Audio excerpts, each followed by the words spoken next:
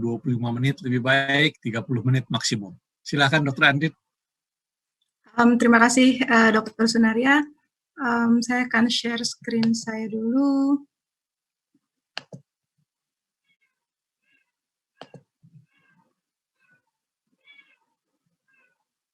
Ya, apakah screen saya bisa dilihat, Dok? Jelas, ya. jelas.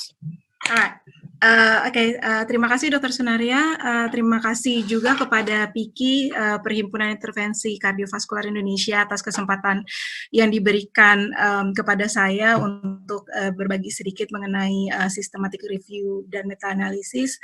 Saya merasa sangat terhormat, saya diberikan kesempatan untuk berbicara mengenai hal ini, dan saya juga merasa sangat terhormat bersanding dengan Dr. Bambang sebagai speaker dan memiliki para panelis guru saya sejak dari kuliah, Profesor Sudikdo, Dr. Sunu, dan Dr. Jarir juga.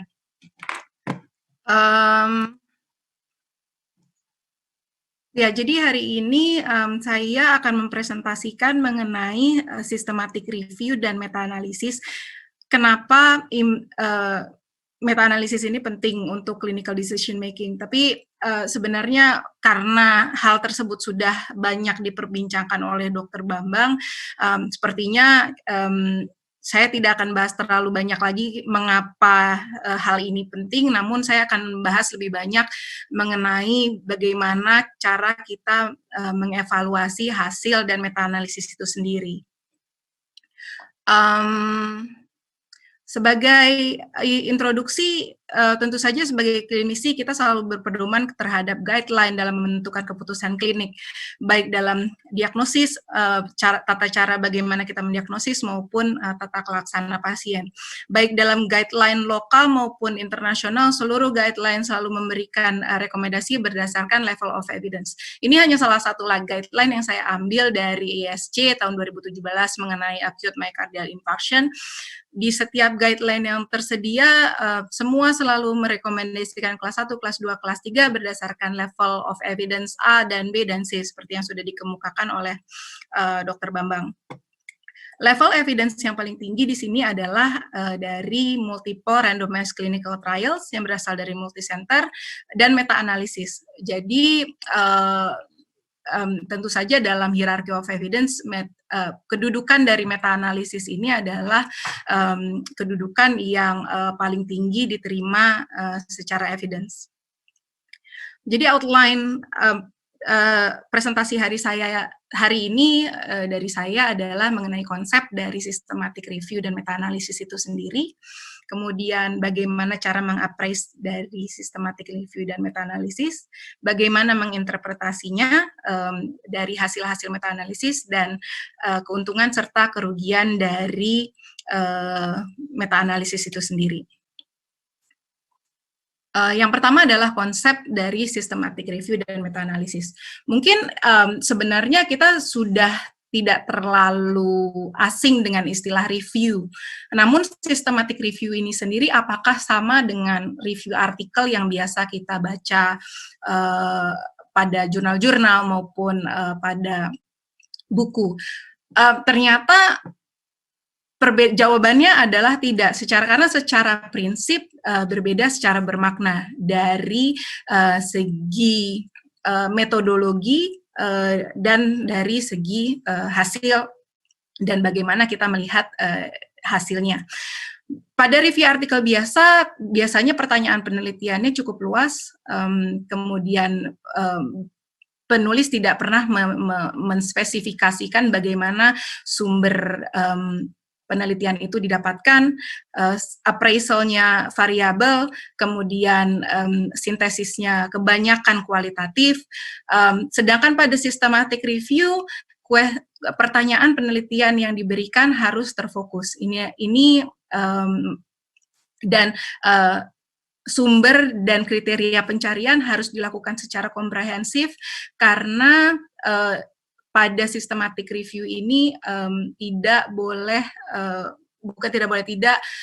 apabila kita mengeksklud harus dengan metodologi yang sesuai. Kemudian kita harus melakukan appraisal secara masif terhadap terhadap literatur-literatur yang kita dapatkan, kriteria seleksi harus dapat dipertanggungjawabkan, dalam arti harus ditulis secara spesifik, kemudian hasil analisis dilakukan secara kuantitatif dan secara evidence based. Jadi apakah systematic review itu? Systematic review itu sendiri adalah suatu review dari literatur-literatur yang telah terpublikasi yang secara jelas untuk mengidentifikasi, menseleksi, dan menilai secara kritis research yang sesuai dengan pertanyaan penelitian yang sudah diformulasikan secara spesifik. Sedangkan meta-analisis adalah suatu teknik statistik dalam menganalisis dan mengevaluasi hasil kuantitatif dari penelitian-penelitian yang dimasukkan. Jadi untuk meta-analisis ini sebenarnya adalah dari penelitian-penelitian yang sudah dipublikasikan, misalnya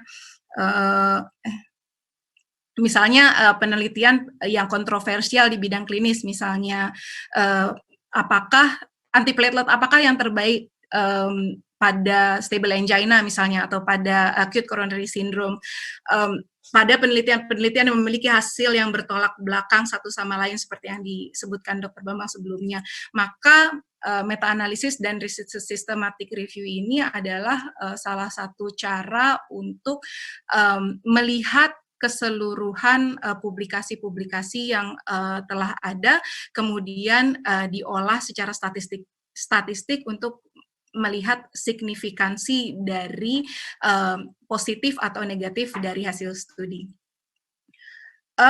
Jadi pada meta-analisis ini tentu saja tidak bisa dilakukan penghitungan rata-rata seperti penghitungan matematika biasa, karena banyak hal yang menentukan bagaimana kita bisa mencari rata dari insiden suatu kasus misalkan, atau dari signifikansi dari suatu intervensi misalnya. Karena pada penghitungan rata-rata biasa, semua data memiliki bobot yang sama.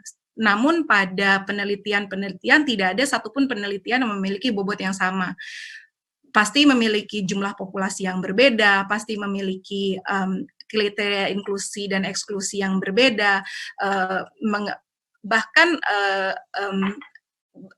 bahkan detail dari penelitian itu sendiri kebanyakan tidak ada yang sama persis, sehingga kita harus melakukan suatu pool analysis untuk mendapatkan rata yang sesuai dengan bobot dari studi-studi itu tersebut. Kemudian yang kedua, mengenai bagaimana cara appraise dari systematic review dan meta-analisis. Jadi pada dasarnya sebenarnya meta-analisis ini sama dengan penelitian lain, bahwa metodologi yang dipakai harus dapat menjawab pertanyaan besar dari mengapa penelitian tersebut dilakukan. Tentu saja dari pertanyaan klinis yang timbul dari kasus-kasus klinis yang kita hadapi sehari-hari, sehingga mungkin ini sudah disebutkan. Yang pertama kali kita evaluasi jika kita melihat suatu artikel meta-analisis adalah apakah pertanyaan yang akan dievaluasi, yang akan diaddress dari systematic review tersebut.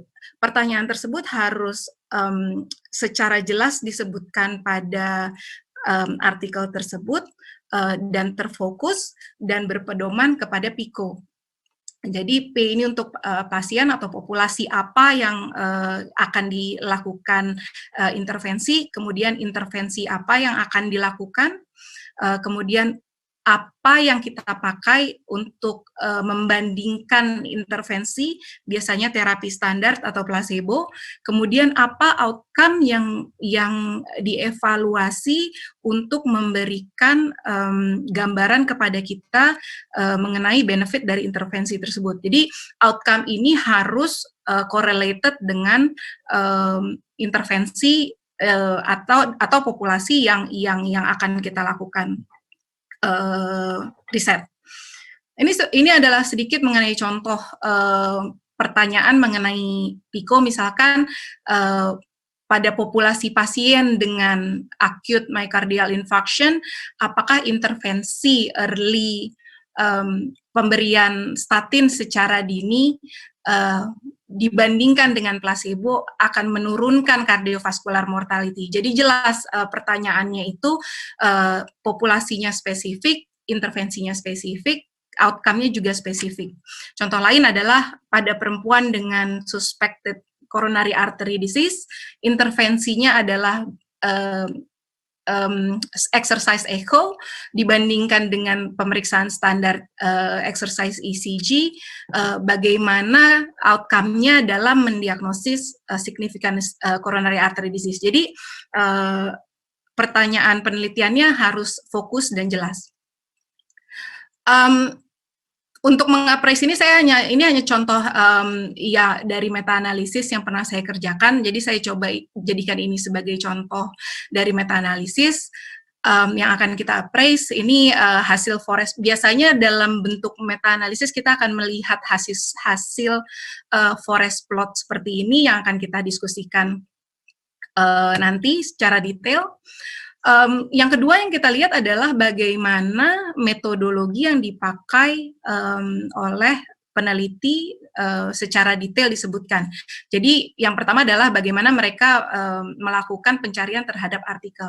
Jadi ini adalah untuk meyakinkan bahwa penulis sudah memasukkan semua kriteria publikasi yang tersedia terhadap topik yang akan kita jadikan penelitian. Misalnya, jadi yang harus kita lihat di sini adalah apakah database yang dipakai sudah cukup luas untuk mendapatkan semua literatur yang pernah terpublikasi, kemudian apakah searching kriteria, jadi keyword yang dipakai oleh penulis menggambarkan pertanyaan penelitian dari penelitian tersebut. Jadi pertanyaan penelitiannya harus sesuai dengan searching kriterianya harus sesuai dengan pertanyaan penelitian di awal. Berikutnya adalah standar reporting dari systematic review dan meta-analisis apakah dipakai. Jadi ini sebenarnya hanya guidance bahwa meta-analisis ini harus mengikuti checklist dari entah MUS atau Prisma Statement.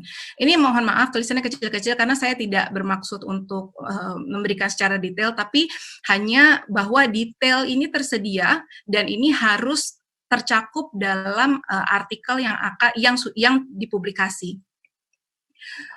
Kita harus mencantumkan itu di metodologi sehingga kita tahu bahwa meta-analisis ini sudah mengikuti jalur yang benar dan kemudian searching kriteria juga kita harus lihat di metodologi. Yang berikutnya adalah bagaimana kriteria inklusi dan eksklusi yang ditetapkan oleh penulis, karena ini sangat menentukan bahwa kualitas dari angka-angka yang akan dimasukkan oleh penulis dalam artikel yang akan dipublikasi. Seperti yang kita ketahui bahwa penelitian statistical analysis ini menghitung angka-angka, tapi angka yang dimasukkan itulah yang akan menentukan bahwa apakah penelitian ini adalah penelitian yang sahih dan terpercaya. Jadi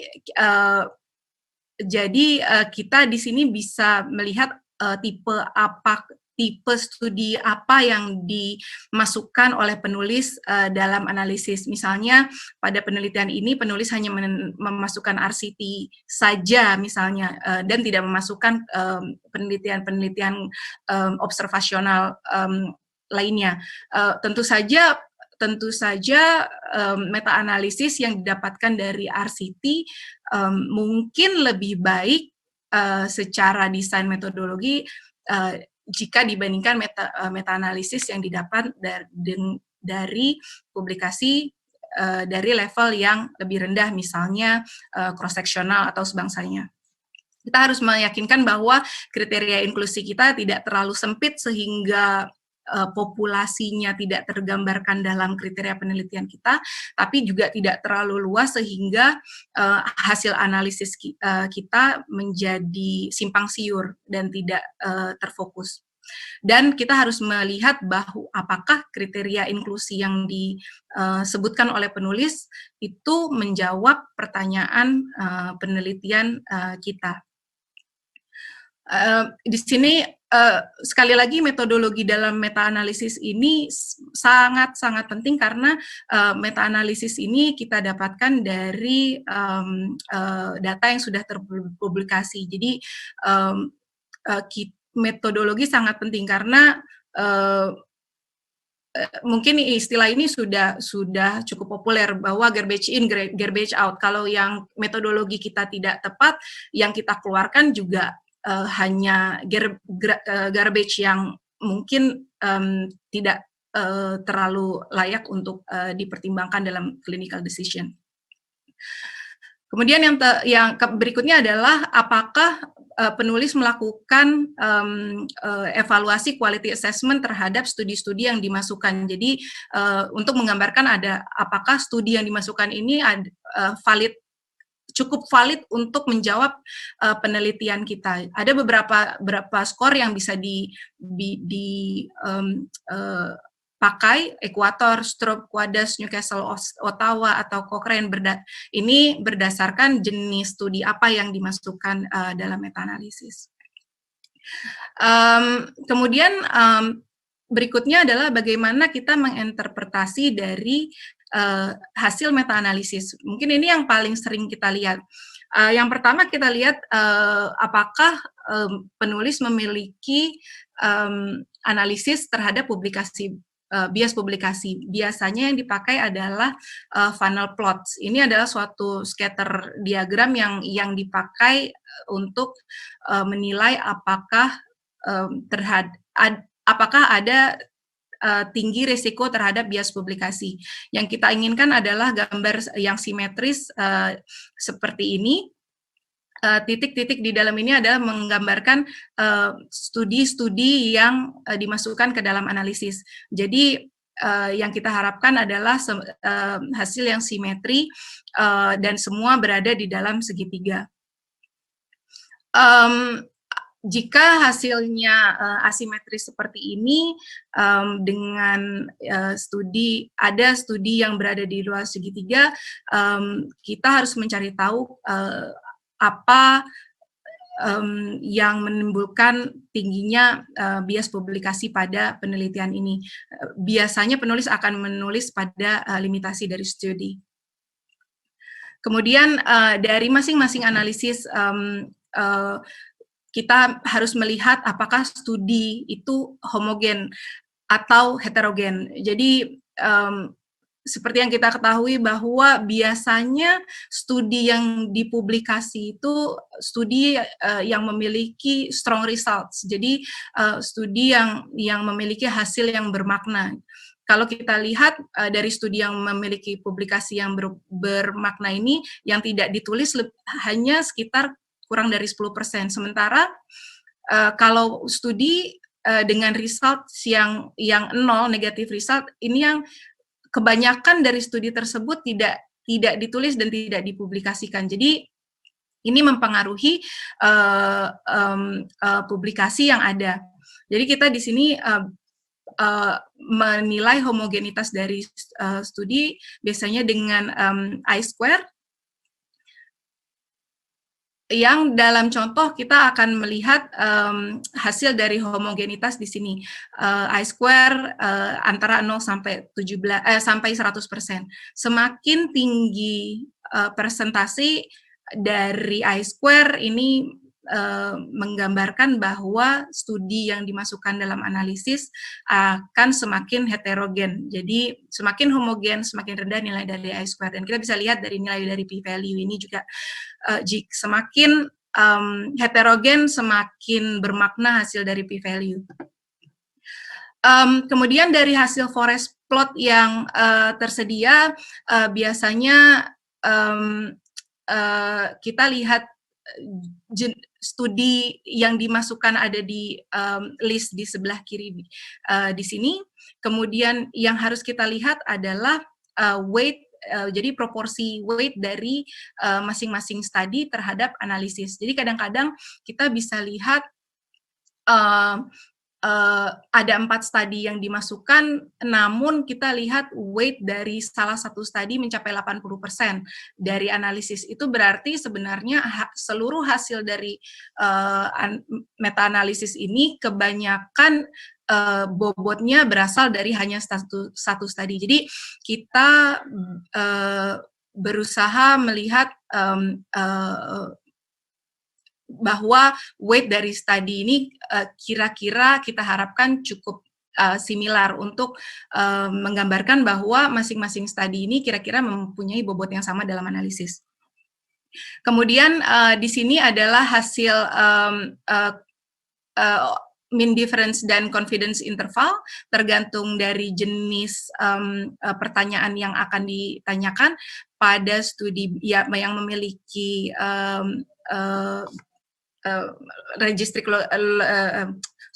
binary outcome, misalnya yang dihasilkan adalah odds ratio dan confidence interval. Kemudian gambar ini ada menggambarkan hasil dari mean difference dan ujung dari garis ini menggambarkan confidence interval, namun akumulasi pool dari confidence interval dan odds ratio ataupun mean difference adalah gambar yang segitiga besar ini. Pada hal ini mean difference dari analisis ini adalah 8,2 dengan confidence interval minus 5,39 sampai 21,8. Semakin narrow, semakin sempit dari confidence interval berarti semakin resultnya semakin terpercaya. Dan jika confidence interval menyilang garis 0 pada continuous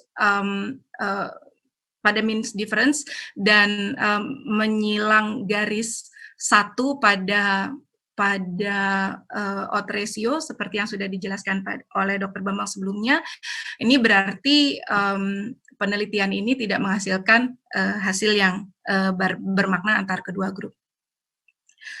Jadi terakhir advantage dan disadvantage-nya adalah keuntungan yang pertama adalah studi yang dihasilkan memiliki power yang lebih besar karena tentu saja dengan menggabungkan beberapa studi kita memiliki sample size yang lebih besar sehingga meningkatkan presisi dalam estimating effect.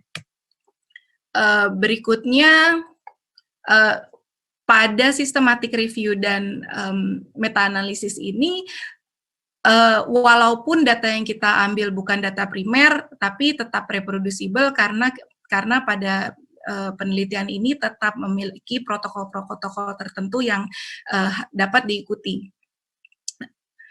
Namun, kerugiannya adalah statistical analysis yang dilakukan lebih complicated, apalagi jika studi-studi yang dimasukkan tidak sama, heterogenitas dari masing-masing dari analisis menjadi besar karena seperti kita ketahui tidak banyak studi yang memiliki desain dari A sampai Z yang sama persis satu dengan yang lainnya. Jadi kita harus pintar-pintar melihat kesamaan dari studi-studi yang akan dimasukkan.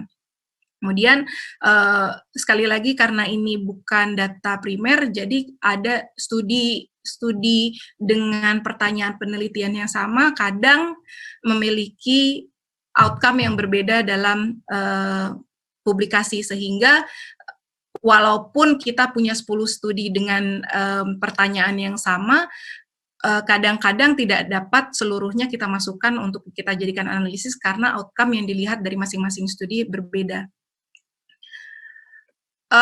Ini ada contoh dari meta-analisis yang sudah terpublikasi. Saya jadi hanya akan memberikan contoh bagaimana secara cepat kita kalau kita melihat meta-analisis, bagaimana kita meng-appraise-nya. Jadi kalau kita punya clinical question pada non-STEMI patient, kapan optimal timing untuk invasive strategy? Ini ada meta-analisis yang dipublish di Lancet pada tahun 2017. Jadi pada penelitian ini hanya memasukkan randomized trial mengenai optimal timing dari invasive strategy in patient with non-ST elevation.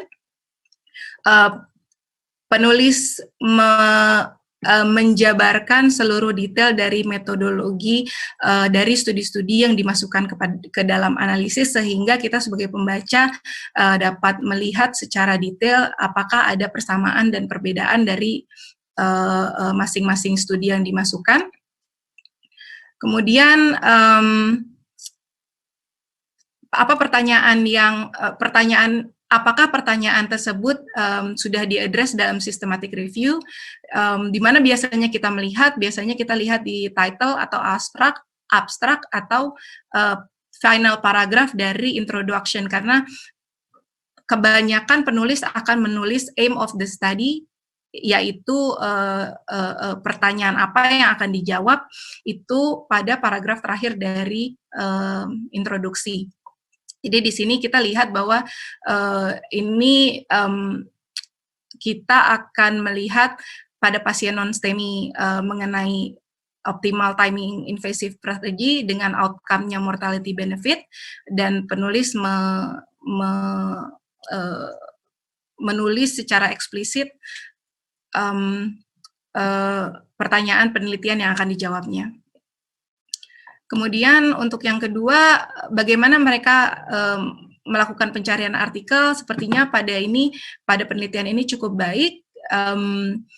Peneliti melakukan di beberapa database besar seperti Medline, Cochrane, dan Embase, dan hanya memasukkan randomized control trial dengan search kriteria yang menggambarkan bagaimana keyword akan menjawab pertanyaan penelitian.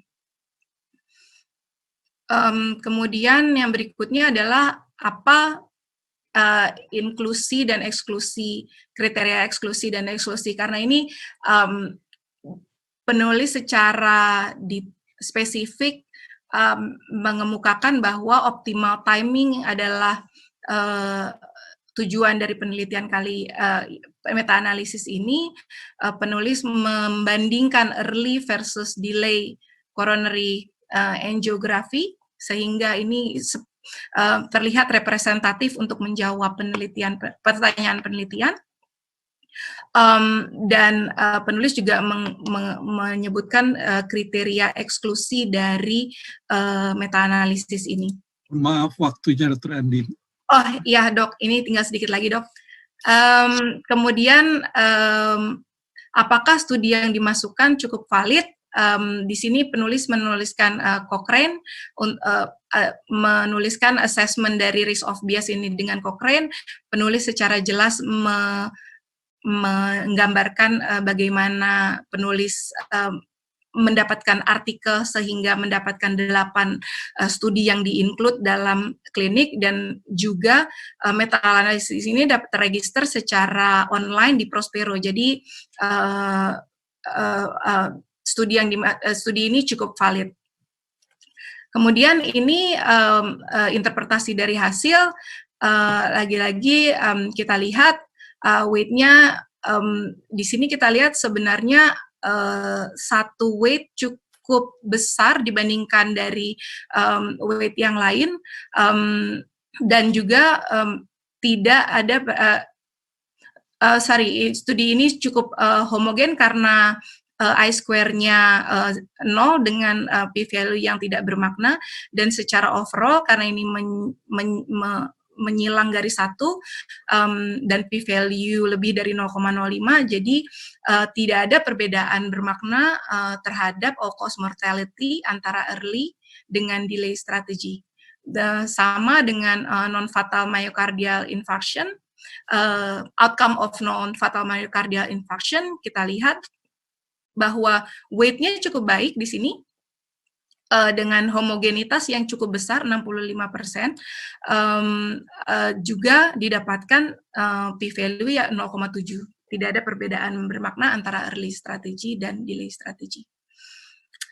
Oke, jadi ini sedikit aja mengenai steps in performing meta-analysis publication, tapi mungkin ini untuk diskusi aja nanti kalau ada yang mau tertarik lebih lanjut untuk bagaimana cara melakukan meta-analisis. Karena ini sebenarnya sesuatu yang bisa kita lakukan dan meskipun cukup rumit tapi manageable. Ya, saya kira ada di dalam Q&A masalah ini. Ya, jadi sekian presentasi dari saya. In summary, systematic review and meta-analysis ini adalah highest level of evidence dan sangat penting untuk clinical decision making. Terima kasih atas perhatiannya. Terima kasih Dr. Andin. Saya kira presentasi mengenai systematic review dan meta-analisis yang sangat menarik. Mohon para pembicara dan panelis membuka Q&A sehingga akan melihat bagaimana pertanyaan dari teman-teman. Nah, sekarang kita masih punya waktu 24-25 menit. Saya akan memintakan panelis membahas. Tentu kita balik sekarang yang lebih muda dulu waktunya. Dan mudah-mudahan tidak lebih dari 45 menit ya. Ya. Silakan. Terima kasih Dr. Naya. Selamat Dr. Andin. Dua publikasi sistematik review meta-analisisnya, saya kira itu sudah luar biasa capaiannya, karena tidak mudah membuat sistematik review dan meta-analisis, tadi sudah disebutkan ya, step demi stepnya. Nah, tetapi memang untuk intervensi jenis apapun termasuk kardiologi, tidak semua kita bisa melakukan meta-analisis. Atau systematic review itu juga tidak semua kita bisa lakukan meta-analisis, karena sangat tergantung dengan tadi publikasi yang ada, dan juga sangat tergantung apakah kemudian ada kesamaan ya dari publikasi-publikasi tersebut. Nah, tetapi perlu diingat bahwa saya menyambung tadi RCT, kemudian yang pertama, kedua meta-analisis, kemudian kalau intervensi itu kemudian terbukti mungkin baik ya dalam RCT-nya, dalam meta-analisisnya, maka the next step adalah kita akan mengaplikasikan itu. Tetapi ingat bahwa sebelum mengaplikasikan, ada satu lagi yang harus kita lompati, yaitu melihat cost effectiveness dari intervensi tersebut. Karena penting, apalagi dengan adanya proses JKN sekarang, maka cost effectiveness analysis itu merupakan bagian ya yang tidak bisa dipisahkan daripada decision making untuk bisa suatu intervensi itu dipakai. Kemudian saya ingin membahas mengenai risk of bias tadi. Ya, penting sekali menurut saya karena tidak semua juga RCT itu kemudian sempurna. Banyak sekali RCT yang juga mempunyai risk of bias. Kemudian untuk bisa kita masukkan ke dalam suatu meta-analisis atau systematic review, maka risk of bias ini perlu kita lakukan.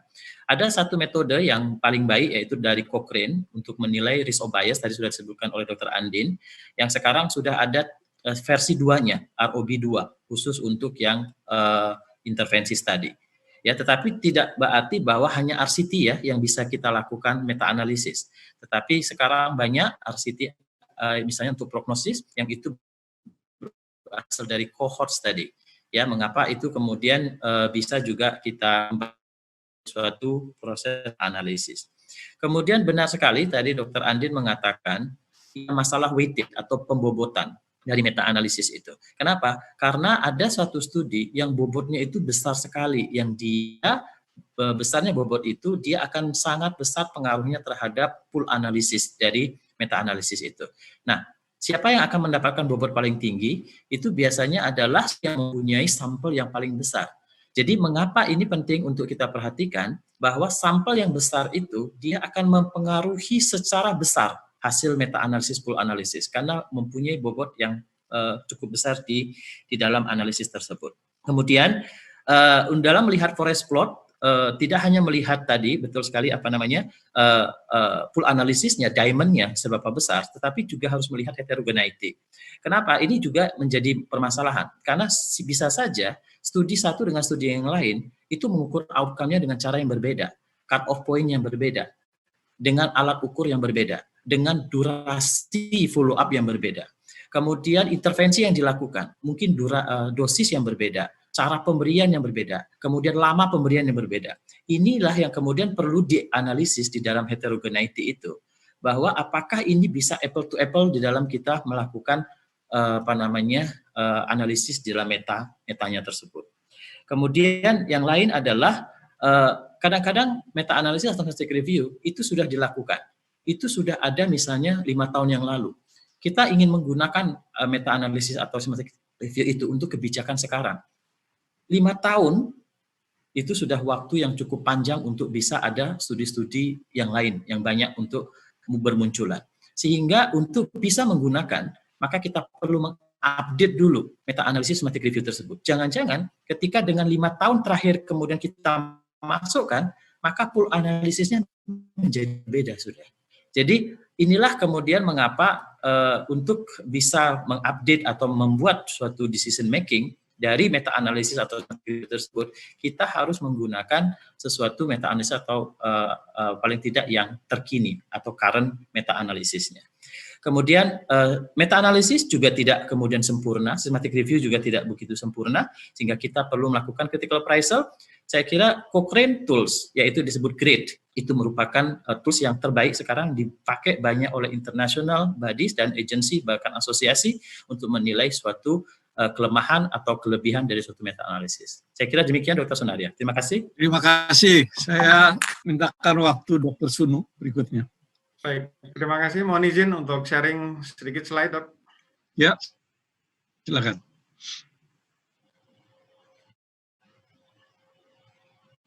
Bukan bola ya, bukan. Ya. Sensitif, Dok. Nanti Dr. Bambangnya tersinggung. Pertama, saya mengucapkan terima kasih dan selamat kepada Dr. Andin untuk systematic review-nya dan meta-analisisnya, serta kuliahnya yang saya kira komprehensif. Kalau tadi saya bilang Dr. Bambang itu kuliahnya inspiring, kalau Dr. Andin komprehensif ya. Saya ada sedikit komentar, dan ini saya coba sampaikan di slide. Jadi seperti tadi disampaikan oleh Dr. Andi juga mengenai level of evidence, dan kita sebenarnya tadi juga ada di Q&A ada satu pertanyaan, kalau kita menghadapi seorang pasien gitu, apakah kita harus membaca meta-analisis atau RCT, atau sebenarnya kita cukup dengan clinical evidence guideline, karena selama ini kan sebenarnya kita selalu membaca guideline saja. Ya. Saya tertarik untuk, mohon maaf, saya izin menggunakan guideline atrial fibrilasi sebenarnya, karena mungkin saya lebih familiar dengan ini. Jadi saya kira kita tahu bahwa ESC, AHA juga mengeluarkan guideline tentang atrial fibrilasi, dan itu yang kita gunakan dalam memanage pasien kita, dalam hal ini pasien AF. Selama ini, umumnya kita hanya melihat dari rekomendasinya. Jadi misalnya ini bahwa NOAC itu adalah standard of care, dan dia in preference to vitamin K antagonis.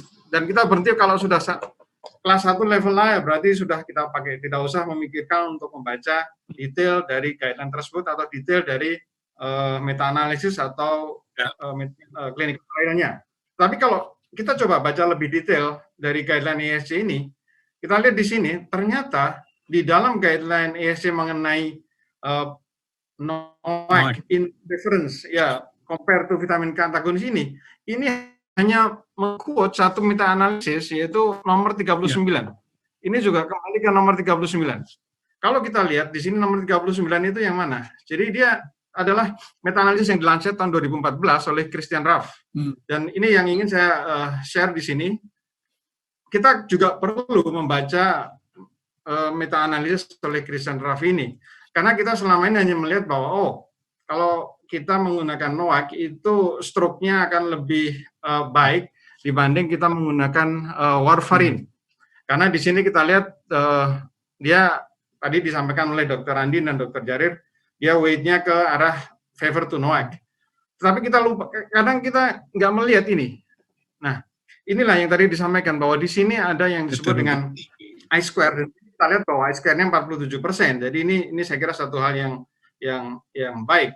Tapi kalau kita melihat bahwa major bleeding risk-nya, major bleeding-nya, ini kita lihat seolah-olah bahwa NOAC dan vitamin K antagonis ini sama saja. Jadi karena di sini tidak signifikan kan.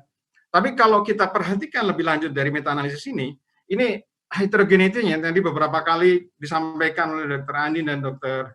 Jarir, ini satu poin yang penting. Jadi heterogeneity-nya ternyata 83% dengan p-value-nya seperti itu. Dan ini kalau kita menganut pada aturan rough guideline, walaupun ini mungkin ada kontroversi, tapi kalau 83% itu masuk substantial heterogeneity. Oleh karena itu kita perlu detail apa sebenarnya yang ada di meta-analisis itu, dan mereka membuktikan bahwa dengan melakukan sub-analisis itu salah satu cara untuk mengatasi heterogeneity, dan kita melihat di sini bahwa yang berbeda itu hanya di bagian yang terakhir, sub-analisis grupnya, yaitu pada mereka yang TTR-nya, time to therapeutic range-nya adalah kurang dari 66%, maka dia mempunyai risiko bleeding yang lebih tinggi dengan NOAC. Tetapi kalau mereka yang TTR-nya, dan itu kalau kita menggunakan warfarin, itu selalu kita harapkan TTR-nya tinggi. Itu tidak ada bedanya bleeding-nya. Jadi ini, sejauh sekalian ini saya ingin share saja, bahwa guideline ya guideline, tetapi jangan lupa, kita tidak hanya melihat guideline, tapi juga mari kita baca lebih detail, kalau perlu tidak hanya di teks di dalam guideline, tetapi juga di papernya itu. Terima kasih, Dok. Dan saya kira nanti Dr. Andin, saya memegang janjinya bahwa kita bisa melakukan meta-analisis, waktunya manageable. Nanti kalau kembali ke Indonesia, tolong di-manage dengan baik waktunya. Pasti, terima kasih, ya, Dok. wajib nanti. Saya kira yang terakhir, Prof. Rigdo, barangkali 3-4 menit, supaya kita punya waktu 10 menit untuk Q&A peserta yang kira-kira jumlahnya sekarang 330. 2,5 menit, Pak Sunaria. 2,5 menit, saya hanya menggarisbawahi apa yang sudah disampaikan tadi, khususnya tentang forest plot ini. Makin maju presentasi meta-analisis, makin lengkap. Next. Ya. Next. Makin lengkap. Bermundur. Lama bukan saya ini, Pak. Balik. Ini ya udah dirinci sini jumlah pasiennya, treatment berapa, kontrol berapa, yang mengalami event berapa, kemudian waiting-nya berapa, semua sudah lengkap di sini. Square-nya, Chi-square-nya, p-value, dan seterusnya. Sehingga teman-teman yang pemalas, nggak usah baca artikelnya, lihat aja ini. Tentu aja nggak boleh ya, meskipun ini dipakai sebagai landasan awal untuk menilai sistematik review. Slide berikut. Ya, yang menarik yang dari Dr. Andin adalah publication bias. Ini dari dulu saya juga bingung bagaimana orang bisa memastikan bahwa ada bias publikasi. Ya. Karena alasannya kan begini, hasil penelitiannya nggak ditulis karena hasilnya jelek. Apa ditulis tapi untuk ujian PPDS saja, tidak dipublikasi, atau dikirim tapi ditolak, atau dipublikasi di jurnal lokal saja sehingga tidak masuk dalam artikel ilmiah yang bisa dijangkau oleh semua orang. Nah, bagaimana ini orang bisa menilai bahwa ada publication bias? Saya dengar dari Profesor Glasio bahwa funnel plot itu hanya bisa dibikin kalau subjeknya banyak ya. Ada yang bilang harus 25 atau belasan gitulah. Kalau artikel yang digabungkan cuma 3 atau 4, bagaimana bisa bikin funnel plot ya? Mohon komentar dari teman-teman dari Andin dan Dr. Itop. Next slide please ya. Ini saya nggak usah ulang lagi berikutnya. Next.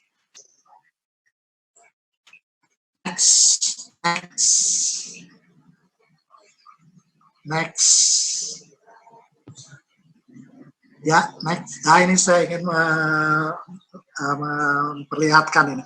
Kita dalam membaca meta-analisis, bahkan membaca jurnal artikel apapun, sebagai klinikus kita harus punya ini. Berapa clinical difference yang menurut kita penting. Nah, mungkin beda antara saya dengan Pak Munawar, dengan Pak Sunaria ya. Tetapi harus ditentukan dulu. Yang kita cari adalah yang clinically important dan statistically significant. Kalau secara klinis ya penting, kayak C dan B ini, meskipun P-nya sangat-sangat kecil, nggak usah dipakai. Ya, karena kita menentukan prosedur atau pengobatan bukan dari p-value-nya dulu, tetapi dari clinical importance-nya dulu. Slide next. Dan tadi sudah diingatkan oleh Pak Moderator bahwa yang penting adalah membandingkan apakah pasien yang digunakan dalam studi dengan pasien kita atau tidak. Saya kira itu saja. Terima kasih. Assalamualaikum warahmatullahi wabarakatuh. Terima kasih. Jadi saya kira dua presentasi ini dan juga komen dari para panelis, kemudian Q&A dari para peserta, sebetulnya peserta kalau berminat nanti bisa mendapatkan slide-slide ini, menghubungi Sekretaris PIKI. Dan pertanyaan-pertanyaan sejawat itu kalau saya perhatikan ada di dalam slide Dr. Bambang atau Dr. Andin. Yang tidak ada jawabnya itu justru pertanyaan dari senior PIKI sendiri, yaitu ayahnya Andin, Dr. Munawar. Jadi kalau kita mau mengatakan RCT mana yang kita percaya, apakah kita lihat jurnalnya, indeks jurnalnya, percaya aja lah kalau diterbitkan oleh Lancet atau diterbitkan oleh Jack, itulah ya. Dan pertanyaan berikutnya, apakah dan haruskah ada RCT domestik? Karena kelanjutannya, apakah kita bisa adopt guideline ESC guideline AHA itu langsung, atau harus ada domestic trial, harus ada guideline domestik. Saya kira ini masalah regulasi. Saya kira semua boleh menanggapi. Silakan, siapa dulu? Dr. Bambang? Ya, Dok. Terima kasih pertanyaan Dr. Munawar. Saya kira saya jawab dulu apakah ada RCT yang dihasilkan mandiri di Indonesia. Saya kira ada, tapi mungkin masih sangat terbatas, terutama yang saya tahu cukup banyak adalah tentang obat-obat herbal ya Dok ya, karena itu yang mungkin jadi kekayaan dianggap sebagai kekayaan kita. Kemudian kenapa RCT di Indonesia hampir tidak pernah ada atau minim, yang ada adalah ikut serta dalam RCT global, mungkin nomor satu adalah karena very high cost. Ya, very high cost. RCT ini very high cost, dan sehingga di kita lebih banyak melakukan registry dan mengumpulkan big data dengan retrospective analysis. Kalau apakah harus di jurnal yang punya impact faktor tinggi, tadi saya sudah memberi contoh bahwa ternyata dari 20 tahun tersebut ada Lancet Gate dan semacamnya, sehingga jurnal yang bereputasi internasional pun kita tetap harus melakukan critical pressure. Ya, kalau diingat, publication stem cell juga di-retract, bahkan dibatalkan oleh institusinya ya. Barangkali tanggapan lain bisa dilihat Q&A. Yang menarik juga, artinya guideline domestik ini apakah harus ada, katakanlah RCT domestik, atau kita modifikasi saja guideline-nya ini. Sebab kalau kita ingat, ESC itu kenapa selalu kita lebih setuju dengan Indonesia, ESC guideline itu merupakan guideline dari 52 negara Eropa. Jadi kita ikut ke situ berdasarkan variabilitas negara di Eropa. Saya kira itu. Ya. Tapi guideline AHA, ACC ya memang US ya. Saya boleh bicara Pak. Ya. Kebetulan saya ikut menangani pembuatan PNPK ya. Nasional Praktik Kedokteran. Yang mengerjakan adalah organisasi profesi. Kami hanya memfasilitasi. Dan dari pengalaman dari puluhan PNPK yang ada itu dalam hal treatmentnya ya nyaris nggak ada yang dari Indonesia. Domestik. Jadi sangat minim. Oleh karena itu kalau ya kita harapkan di upcoming generation ini nanti akan ya, mungkin menanggapi Dr. Sunaria. Jadi mengapa kenapa studi-studi RCT terutama obat baru itu banyak dari luar? Itu sebetulnya karena kapasitas industri. Industri lokal di Indonesia itu umumnya bukan industri yang dia R&D-nya cukup tinggi, cukup besar. Karena untuk memerlukan industri yang R&D-nya besar itu memerlukan biaya yang sangat tinggi. Nah ini Indonesia ini terutama industrinya itu lebih banyak sebetulnya menciptakan generik kan daripada new product. Nah sebetulnya yang menjadi penting adalah apakah itu RCT berasal dari luar atau tidak. Tetapi yang penting adalah apakah ilmuwan di Indonesia itu bisa terlibat di dalam riset-riset global itu. Sayangnya Indonesia itu menjadi salah satu yang dicoret gitu. Dari kemudian negara yang bisa diajak untuk melakukan uji klinik secara global.